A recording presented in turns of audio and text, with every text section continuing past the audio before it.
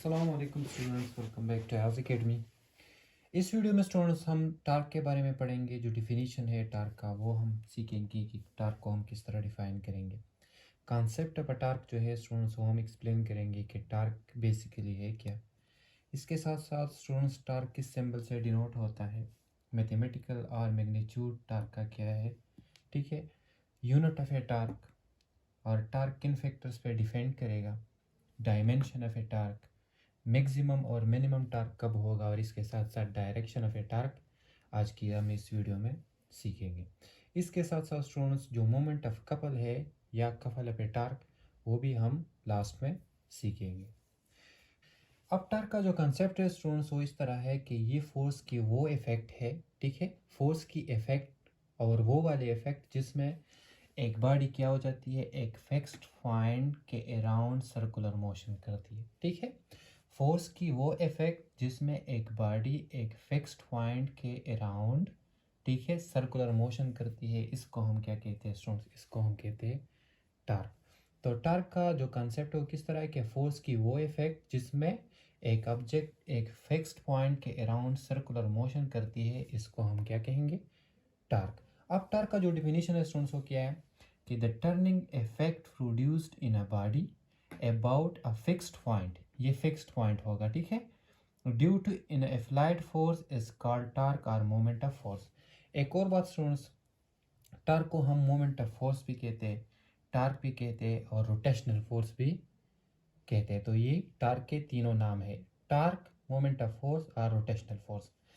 और जो दूसरा डेफिनेशन है वो हम इस मैथमेटिकल फॉर्म से लिखेंगे, किस तरह कि the cross product of moment of arm, moment of arm में आपको समझाता हूँ students, and force is called torque. तो ये दूसरा डेफिनेशन हो गया। और टार्क को हम सिंबल इस सिंबल से डिनोट करते हैं, टा से, ठीक है, टार्क को हम इस सिंबल से डिनोट करते हैं। अब अगर आप इस डायग्राम को देखें स्टूडेंट्स तो इसमें ये एक ऑब्जेक्ट है, ठीक है, ये वाला, ये इसका फिक्स्ड पॉइंट है। फिक्स्ड पॉइंट का ये मतलब कि ये हमारे साथ क्या होगा, फिक्स्ड होगा, इसमें कोई चेंजेस नहीं होगी। इधर इस पे ये फोर्स अप्लाई है, ठीक है, ये क्या है, इस पे एक फोर्स अप्लाई है। ये हमारे साथ क्या है, कोऑर्डिनेट्स है, ठीक है स्टूडेंट्स, ये एक्स और ये वाई। इस तरह स्टूडेंट्स ये जो फोर्स है, ठीक है, ये फोर्स अप्लाइड फोर्स, इसके टू कंपोनेंट्स है, एक हॉरिजॉन्टल कंपोनेंट जो कि एफ कॉस थीटा के बराबर है और इसके वर्टिकल कंपोनेंट जो कि एफ साइन थीटा के बराबर है। अब देखिए स्टूडेंट्स, इस टर्निंग इफेक्ट में फोर्स का जो रिस्पॉन्सिबल कंपोनेंट है जो इसमें टर्निंग इफेक्ट पैदा करती है वो क्या है, एफ साइन थीटा वाला, ठीक है। इस फोर्स में, ठीक है, इस फोर्स जो अप्लाई है इस सब्जेक्ट में, तो इसमें जो रिस्पॉन्सिबल कंपोनेंट है इस फोर्स का वो क्या है, एफ साइन थीटा, जो कि इस ऑब्जेक्ट में टर्निंग इफेक्ट पैदा करती है और वो मोशन पैदा करती है। ये जो हॉरिजॉन्टल है स्टूडेंट्स, ये एफ कॉस थीटा, ये कोई, ये अगर आप लेट्स सपोज इस पे ये वाला, ये इसका फिक्स्ड पॉइंट है, ठीक है, इधर से आप एक फोर्स अप्लाई करते हैं तो ये इसमें कोई टर्निंग इफेक्ट पैदा नहीं करेगा। लेकिन अगर मैं इसको इस तरह ये फोर्स अप्लाई करूंगा जो कि इसका वर्टिकल कंपोनेंट है फोर्स का, तो ये इस पे क्या पैदा करेगा, टर्निंग इफेक्ट, जो कि क्या है, एफ साइन थीटा, ठीक है। तो फोर्स की जो रिस्पॉन्सिबल कंपोनेंट है इधर वो क्या है, एफ साइन थीटा वाला। ये बात आपने जहन में याद रखनी है।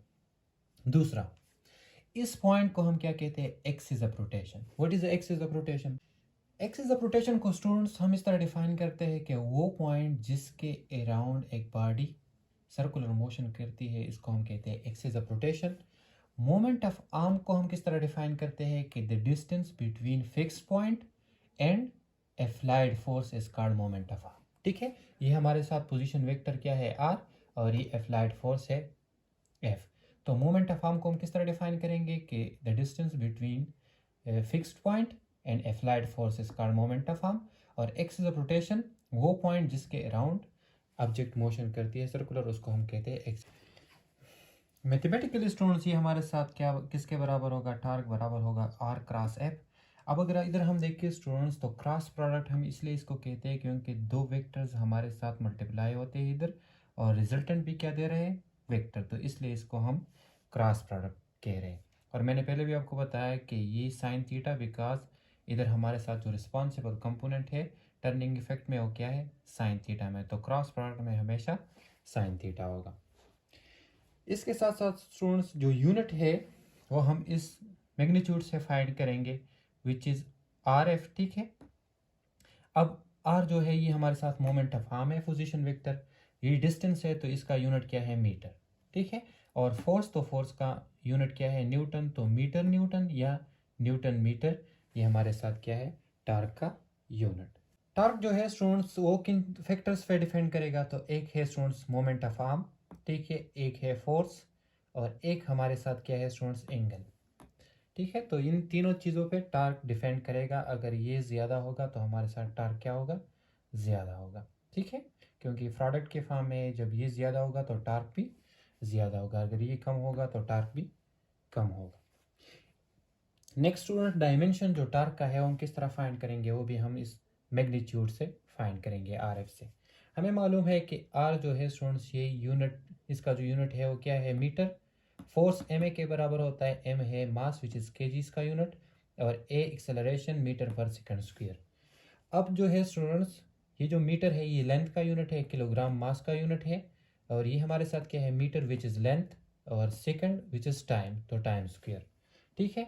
इसको हम ऊपर शिफ्ट करेंगे, एल और एल जो लेंथ है ये स्क्वायर हो जाएगा, ये मास, ठीक है, और ये हमारे साथ ऊपर आ जाएगा तो +2 -2, तो ये हमारे साथ इसका डायमेंशन हो गया।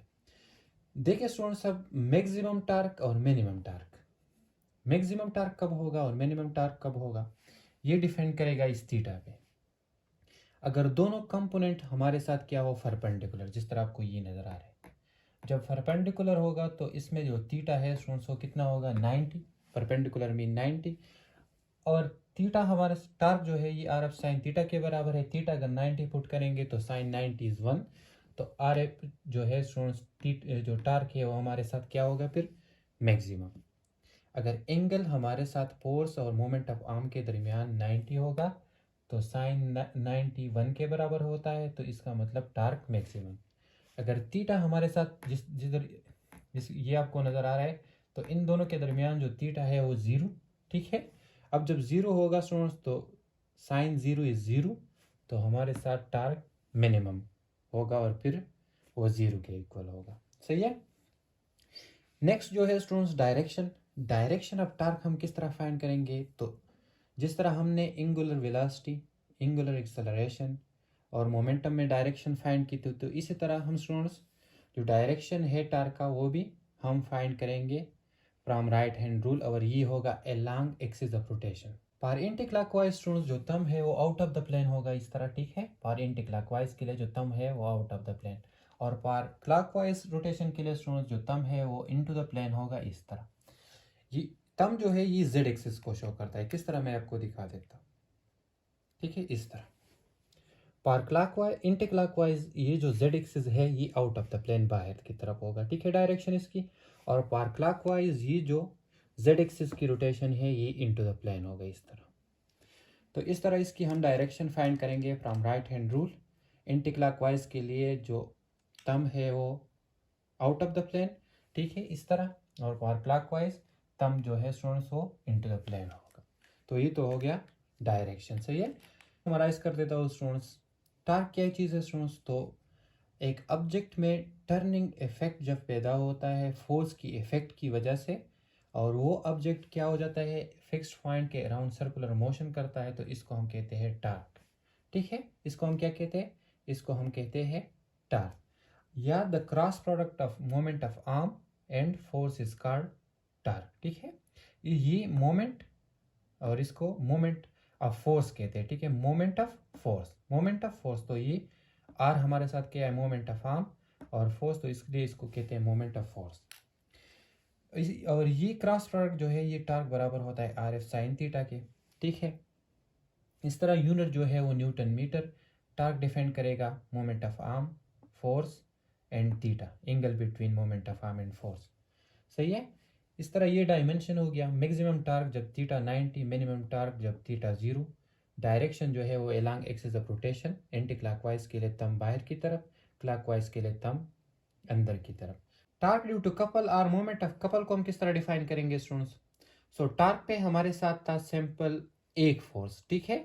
इधर से लेकर ये फिक्स्ड पॉइंट है और इधर से इधर तक ये हमारे साथ मोमेंट आर्म था और एक फोर्स था टार्क में। टार्क ड्यू टू कपल में हमारे साथ दो फोर्सेस होंगे, पैरेलल होंगे, सही है। दो parallel forces opposite in direction और लाइन के डिफरेंट, मतलब ये एक साइड पे एक्ट करेगा और ये दूसरे साइड पे एक्ट करेगा, ठीक है। तो इसको हम क्या कहते हैं, इसको हम कहते हैं मोमेंट ऑफ कपल और टार्क ड्यू टू कपल। अब अगर इसको आप देखें स्टूडेंट्स, तो ये फोर्स जब इस साइड पे अप्लाई होगा ये इसमें एंटी क्लॉकवाइज रोटेशन पैदा करेगा और ये फोर्स भी इस तरह एंटी क्लॉकवाइज रोटेशन पैदा करेगा। तो इसको हम क्या कहते हैं, टार्क ड्यू टू कपल। लेकिन इसके लिए ज़रूरी है कि अपोजिट डायरेक्शन में होना चाहिए, इस तरह सेम डायरेक्शन में ये नहीं होना चाहिए। इस तरह स्टूडेंट्स इधर से लेकर इधर तक जो डिस्टेंस है ये फिक्स्ड पॉइंट है, ठीक है। उसमें हमारे साथ ये फिक्स्ड पॉइंट से लेकर इधर तक मोमेंट आर्म था। अब हमारे साथ दोनों फोर्सेस के दरमियान जो डिस्टेंस है इसको हम कहते हैं फोर्स आर्म, ठीक है। और उसमें हमारे साथ ये फिक्स्ड पॉइंट से लेकर इधर तक जो डिस्टेंस था उस वो था क्या, मोमेंट आर्म, ठीक है। तो इसमें ये डिफरेंस है। जिस तरह टार्क में हमारे साथ फार्मूला था तो ये भी हमारे साथ इसमें ये फार्मूला है। तो ये है टार्क ड्यू टू कपल, जिसमें हमारे साथ दो फोर्सेस होंगे, पैरेलल होंगे, अपोजिट इन डायरेक्शन होंगे।